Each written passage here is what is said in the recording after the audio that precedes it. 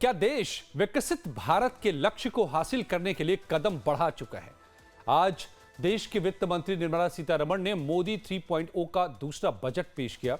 इस बजट से सबसे बड़ी आवाज उभर कर जो आ रही है या फिर लाई जा रही है, ये भारत को विकसित बनाने वाला बजट है। पर कैसे? ऐसा क्या है आज के इस बजट में, इसे समझेंगे। लेकिन पहले यह बता दें कि हम ऐसा क्यों कह रहे हैं। असल में वित्त मंत्री निर्मला सीतारमण ने बजट भाषण की शुरुआत करते हुए कहा कि बजट 2025 में 2047 तक भारत को विकसित देश बनाने पर फोकस है। आज का बजट विकसित भारत की दिशा में एक बड़ा कदम है।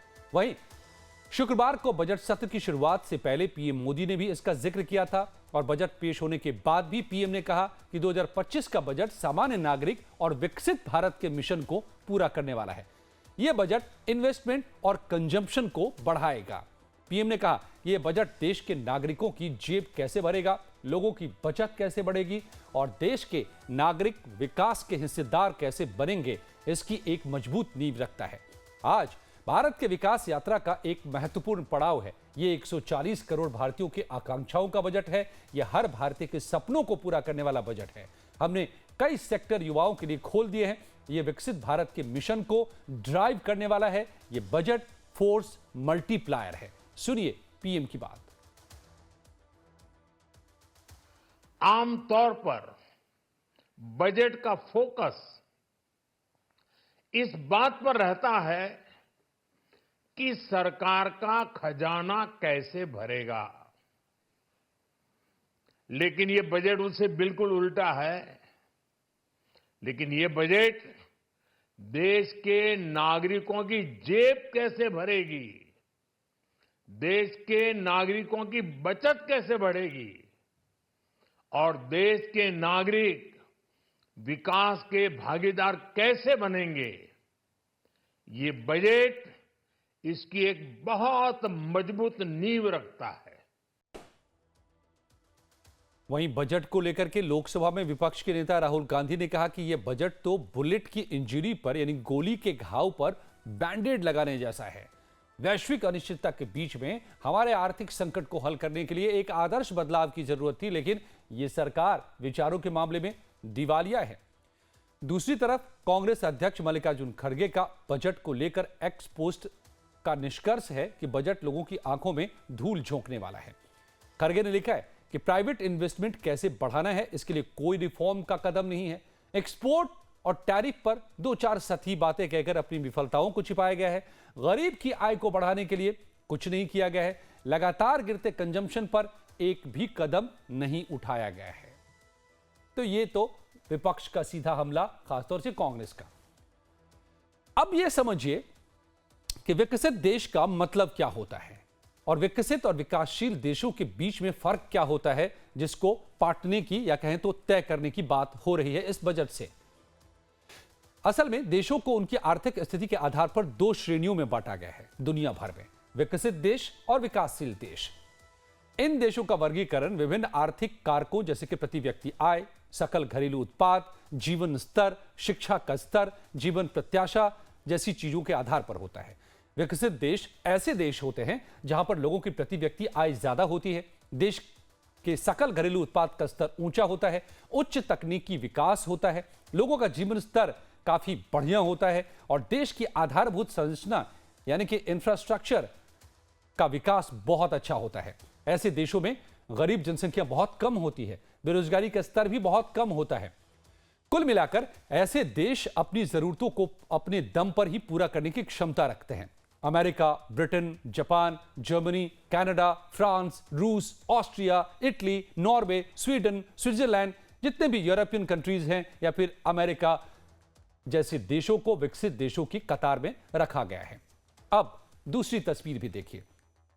वो देश जो आर्थिक विकास के प्रारंभिक चरण से गुजर रहे हैं, जहां पर लोगों की प्रति व्यक्ति आय कम होती है, गरीबी और बेरोजगारी का स्तर ज्यादा होता है, लोगों के रहन सहन का स्तर अच्छा नहीं होता है, देश की आधारभूत संरचना का विकास नहीं हुआ होता है, ऐसे देश को विकासशील देश की संज्ञा दी जाती है, जिसमें हम आते हैं।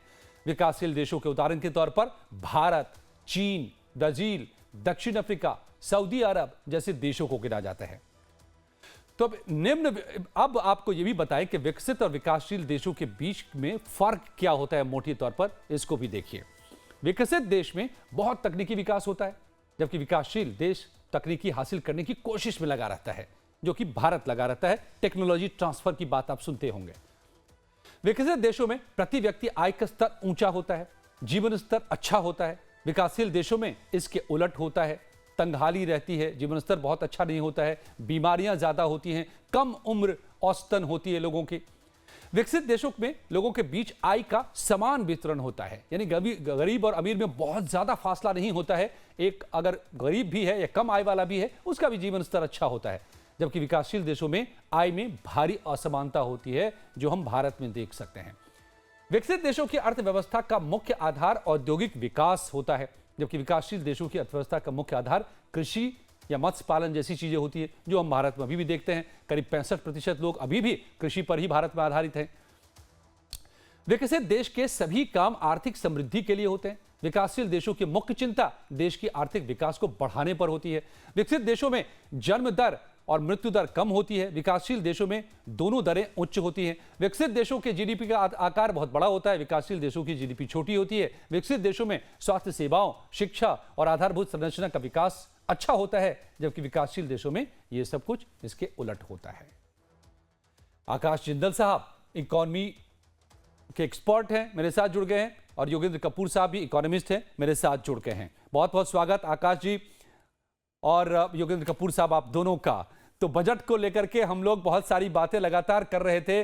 आकाश जिंदल जी, आज कल से जो स्वर सुनाई दे रहा था, हमने कल भी बात की थी इकोनॉमिक सर्वे पर, ये जो फासला है, मैं जो थोड़ा फर्क सामने तस्वीरों के जरिए रखने की कोशिश कर रहा था विकसित और विकासशील का, फाइनेंस मिनिस्टर ने और प्राइम मिनिस्टर ने कहा है कि उसकी नींव हमने डाल दी, हम फासला तय करेंगे 2047 तक। इस बजट में ऐसा क्या है? इस बजट की आपको विशेषताएं बता दूं। आज तक आकाश जिंदल हमेशा कहा करता था हर बजट में कि हर वर्ग का मुंह मीठा कराने की कोशिश की गई है। इस बजट में मैं अब डेफिसिट जो है, फॉरेक्स, जीडीपी, जीएसटी को बाद में रखूंगा, देसी भाषा में बताऊंगा ये बजट क्या है। ये बजट देश के आम आदमी के लिए हलवा, पूरी और खीर, तीनों चीजें एक साथ दे दी गई है। It's a wonderful budget, path breaking budget है। और इस बजट को आकाश जिंदल और akashjindal.in पहली बार 100 में से 95 नंबर दे रहे हैं। अब आ जाता है जो आपने बात कही है विकसित और विकासशील में। विकासशील इमर्जिंग, यानी कि हम जीवन की सुख सुविधाएं अपने लोगों को देने की कोशिश कर रहे हैं। डेवलप्ड इकोनॉमी वहां पे है जहां पे लोगों को जो बेसिक सारी सुख सुविधाएं चाहिए उनको मिल चुकी हैं। और 2047 तक मैं इस चीज को पूरी तरह एंडोर्स करता हूं कि हम एक डेवलप्ड इकोनॉमी बन जाएंगे, जिस तरह का रोड मैप हमने बनाया है। और आज कुछ प्रश्नों के उत्तर पहले दे दूं जो सुबह से सारा मीडिया मुझसे पूछ रहा है। लोग पूछ रहे हैं जिंदल साहब, इससे इनकम टैक्स कलेक्शन तो कम हो जाएगी, सरकार के खजाने में जो इनकम टैक्स आना है उसकी कमी जो है कौन पूरी करेगा? तो वो मैं पहले से बता दूं, इससे इनकम टैक्स कलेक्शन बढ़ेगी। लोगों को हैरानी होगी कि जिंदल साहब कैसी बात कर रहे हैं, मैं आपको कैलकुलेट करके बताऊंगा। क्योंकि होगा क्या, इससे कंजम्पशन में बूस्ट आएगा। लोग टू व्हीलर्स लेंगे, गाड़ियां लेंगे, मल्टीप्लेक्स में पिक्चर देखने जाएंगे, रेस्टोरेंट में खाना खाने जाएंगे, तो कॉर्पोरेट टैक्स कहीं ज्यादा बढ़ जाएगा। और ओवरऑल इनकम टैक्स, मैं आपको पूरा डेटा पॉइंट्स दूंगा, अगले साल कलेक्शन बढ़ेगी। जीएसटी में बहुत बड़ा बूम आएगा, कंजम्पशन में बहुत बड़ा बूम आएगा। और सबसे बड़ी बात, लोग बात कर रहे हैं मात्र मिडिल क्लास की, ये देश के मेरे गरीब भाई बहनों के लिए बहुत बड़ी चीज होगी जिन्होंने कभी इनकम टैक्स नहीं दिया। क्यों? जब कंजम्पशन बढ़ेगी, मैन्युफैक्चरिंग बढ़ेगी, तो किसको फायदा होगा? मैन्युफैक्चरिंग में सबसे इंपॉर्टेंट रोल है मेरे उस मजदूर भाई का जो 600 रुपए दिहाड़ी पे काम करता है। अब उसकी तनख्वाह 800 रुपए हो जाएगी। वो मेरा भाई जो चाय का खोखा लगाता है, जो 500 रुपए कमाता था, उसकी कमाई 800 रुपए हो जाएगी। तो आकाश जी ये बताइए कि क्या जो रिक्शा चलाता था, मैं आज तलाश ये रहा हूं कि ये विकसित भारत का ब्लूप्रिंट कैसे है ये बजट, क्या वो इस बजट में वो कौन से ऐसे सिरे हैं? मैं आपके पास दोबारा लौटूंगा। योगेंद्र कपूर जी, क्या आप हमें समझा सकते हैं, आपको नजर आ रहे हैं वो फाउंडेशन स्टोन्स इस आज के बजट में 2047 के? देखिए, मैं सबसे पहले ये कहना चाहूंगा कि मिडिल क्लास जो है, जिसका एक परसेप्शन ये रहता था गवर्नमेंट के बारे में और पॉलिटिकल पार्टीज के बारे में अक्रॉस स्पेक्ट्रम कि वो एक इग्नोर्ड क्लास है, वो आज मैं ये कहूंगा कि गवर्नमेंट ने उनको इस पॉइंट पे जो है कंप्लीटली सेटिस्फाई कर दिया है कि गवर्नमेंट उनके साथ है और उनका जो फोकस है गवर्नमेंट का वो ये है कि किस तरीके से ज्यादा पैसा लोगों के हाथ में आ सके, जिससे कि हमारी कंजम्पशन जो अभी इकोनॉमी के अंदर पीछे फॉल कर रही थी वो जो है एक वापस पटरी पर आएगी। और इसके साथ साथ जो है हम ये देखेंगे कि इन्वेस्टमेंट जो है प्राइवेट इन्वेस्टमेंट वो भी इकोनॉमी के अंदर वापस आएगा। अब जो बात विकसित भारत वाली है, देखिए मेरा ये मानना है कि उसके लिए हमारे को कई ऐसे इनोवेटिव स्टेप्स लेने होंगे और करने होंगे। इस बजट के अंदर मैं ये फील करता हूँ कि गवर्नमेंट ने एक एरिया जो मैं फील करता था कि वो उन्हें कवर करना चाहिए था, वो ये था कि आज अगर हम देखें कि जो पीएलआई स्कीम है उसके अंदर टोटल 14 सेक्टर्स जो हैं वो कवर्ड हैं। और अगर आप एमएसएमई सेक्टर को देखें जो इंडिया की बैकबोन है और जिसके अंदर ओवर 5000 आइटम्स जो है वो प्रोड्यूस करी जाती हैं, तो मेरा ये मानना था कि पीएलआई स्कीम को गवर्नमेंट के पास ये मौका था कि उसको जो है वो स्कोप को जो है ब्रॉडन और एक्सपैंड कर सकते थे, जिससे कि ज्यादा आइटम्स जो है वो कवर हो सकती थी उसमें।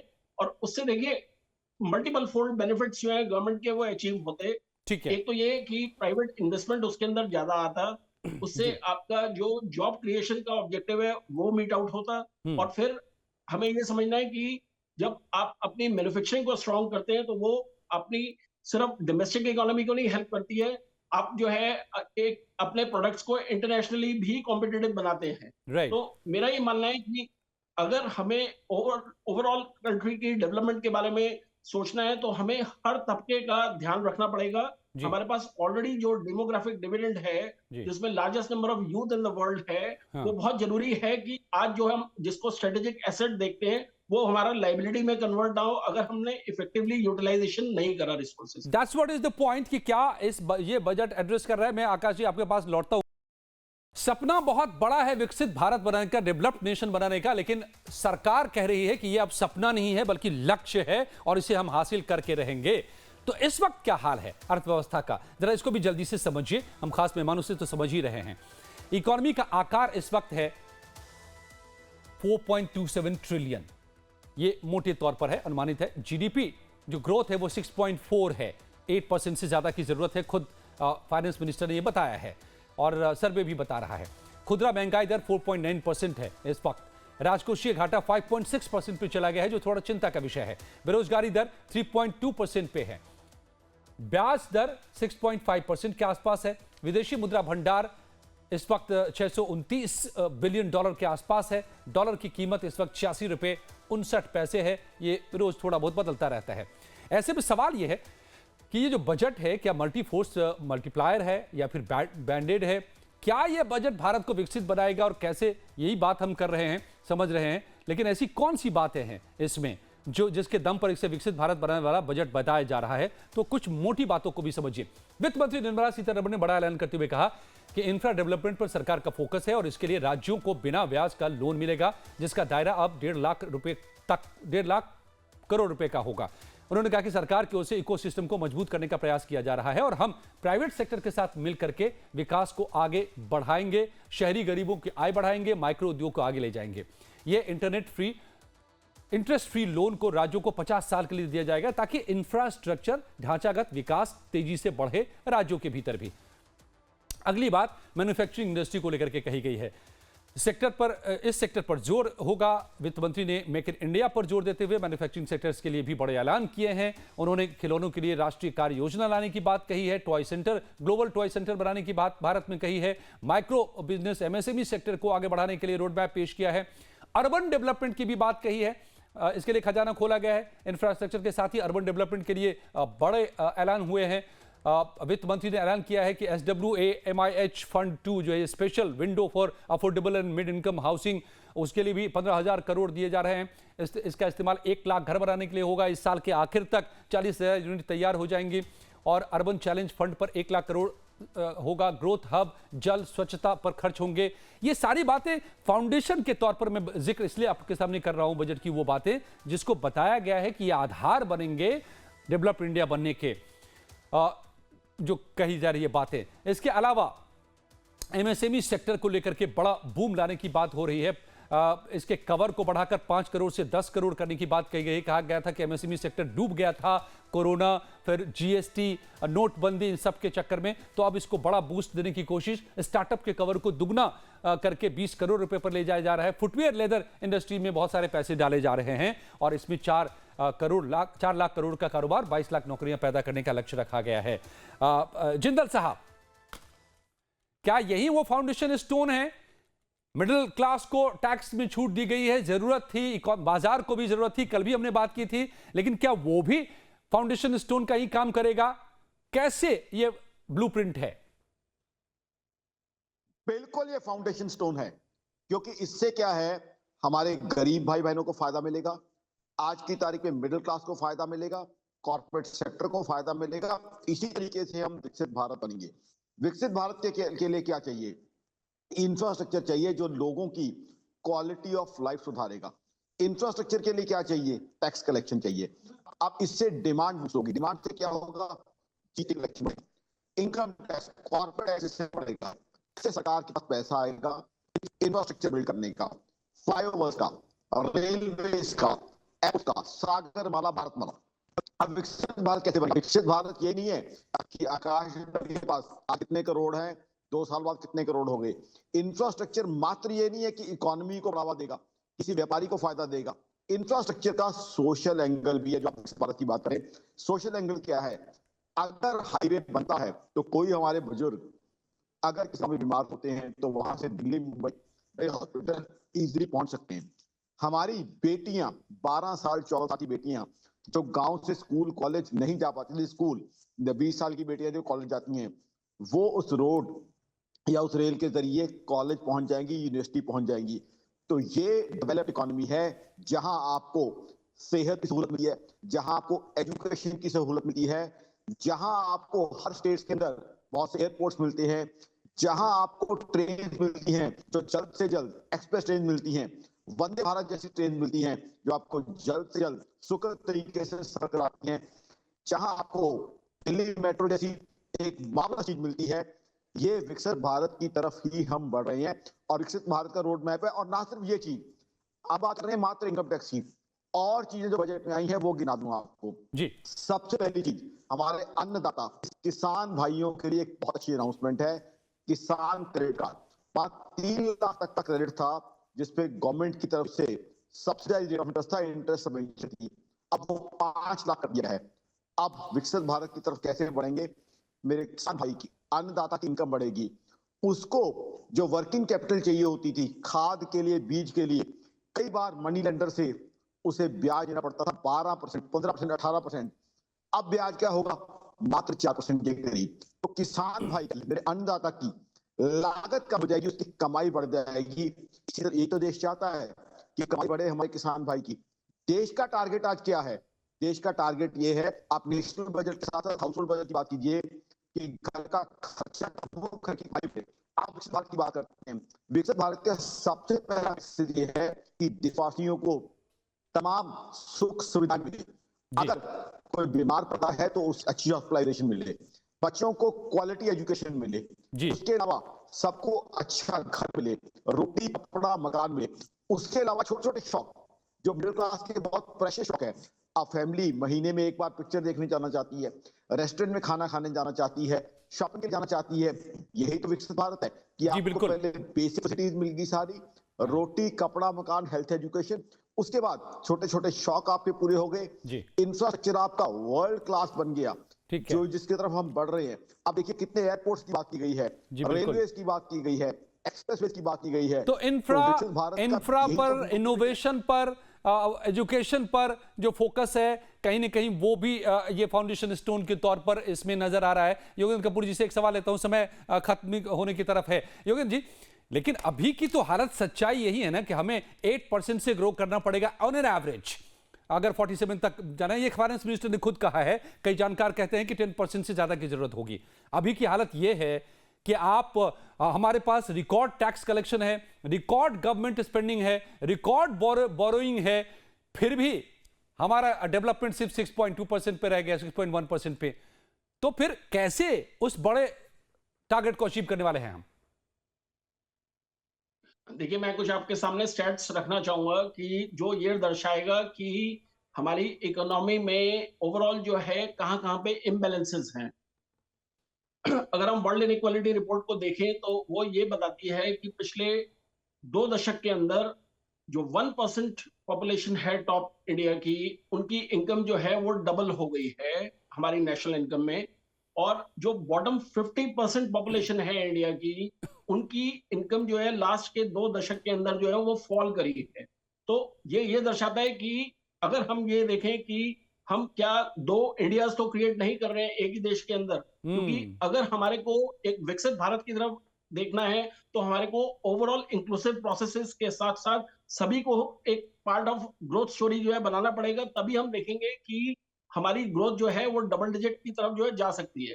चाइना ने अगर हम देखें कि अपने जो उनकी जो 1990 से लेके 2010 का जो पीरियड था, उसमें आप ये देखिए कि वो डबल डिजिट पे जो ग्रोथ कर पाए थे, वो यही रीजन रहा था कि इवन एक स्मॉलेस्ट सेगमेंट जो है उसको जो है वो अपने मिडिल क्लास के अंदर जो है ट्रांसफॉर्म और निकाल पाए थे लोगों को। तो मेरा ये मानना है कि उसके लिए बहुत जरूरी ये है कि गवर्नमेंट का सपोर्ट और साथ के साथ जो इन्वेस्टमेंट है, वो मैं ये मानता हूं कि प्राइवेट इन्वेस्टमेंट जब तक ग्रो नहीं करेगा हमारी इकोनॉमी के अंदर जो है, तब तक जो है एक लार्ज स्केल एम्प्लॉयमेंट जनरेशन और इनकम का सोर्स जनरेशन जो है वो नहीं होगा।